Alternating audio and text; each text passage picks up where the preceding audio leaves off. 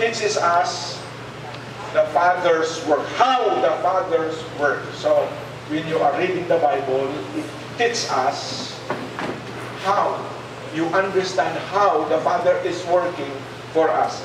It says here, reading about the saints that in the Bible teaches us how to make wise decision.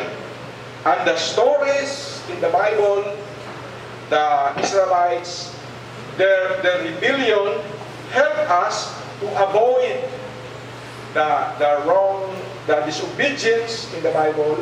The people there in the Bible teach us to avoid these things. They are lessons. So may nabasa ko sa internet. Other people, their lives is a lesson to us. People who have fallen, who have done wrong, they are lesson to us. Some other people becomes a blessing to us because their life guides us. Some of us here, their life, when they are near us, they are a blessing because they guide us. Some other people who are disobedient, some students who are disobedient, doing wrong, their life becomes a lesson. What they are doing teaches us, don't follow them. Protect. Yung mga estudyante na rin na protect ka sa ila. Protect. Don't influence. Don't let them influence you. They will guide you to do wrong. Sama-sama ka sa tao. Sama-sama ka sa classmate mo. Close friend ka. Turuan ka nila how to do wrong. Do this, do this. And by their example, you will learn. Careful. So, let's be careful. The life of other people here may be a blessing, that's good. But some other people's lives here must be a lesson that we need to protect. Don't copy, don't let them influence you. Rather,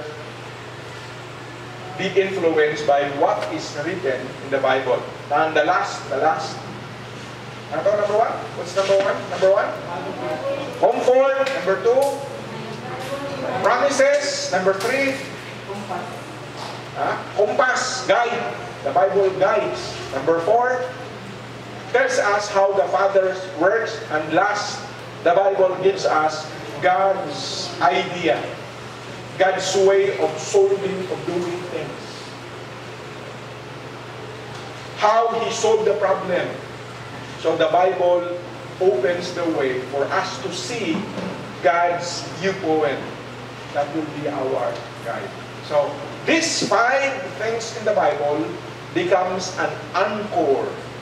Not now, when we have no problem. Later, kung mag-asawa ka na, kapag divorce ka sa iyong husband, kaya nag-away mo, when may trouble in life, where will you go?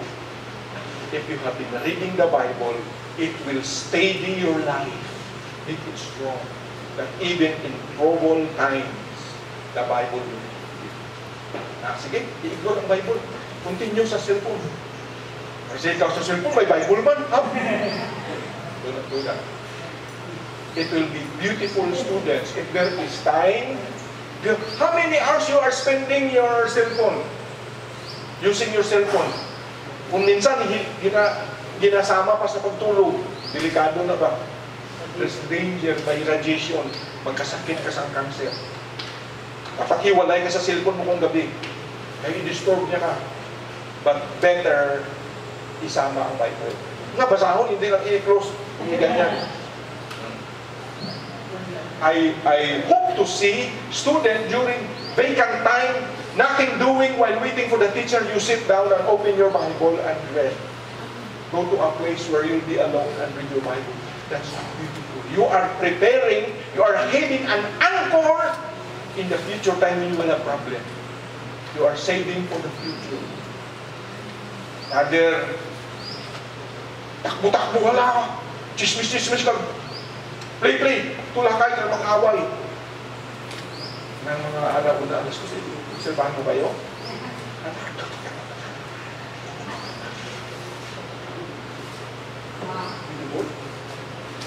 There is a useful way when you have when you are waiting will make you wise. It will make your English straight.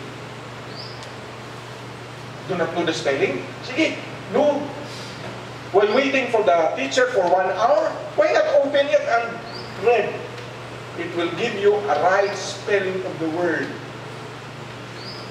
We learn how to write in English rather than chismis and wasting your time. You are losing an anchor. Because whether you like it or not, you are a ship in this world. You are a boat in this world of seas, ocean. Mercy na lang. You need to have an anchor that during the problem, you drop it to make you, even though there's a wind blowing, you will stay in your place because you have an anchor, which is the Bible. Shall we pray?